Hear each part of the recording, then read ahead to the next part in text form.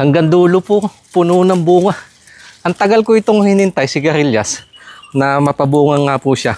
At yan, nung nagbigay naman siya, ang dami.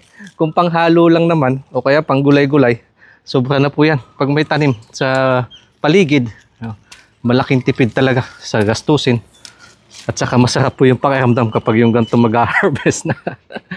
Tingnan niyo po yun, sa may taas. Ang dami pa niyan, aabutin ko pa at saka dyan, sa harap. Kumpulan yung kanyang bunga. Mga nasa 5.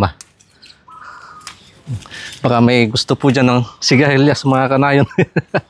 Daan po kayo, libre na. Yan. Hindi na kasya sa lalagyan ko. Ang dami ko pang pipitasin dito sa loob. Tatago. Maambon.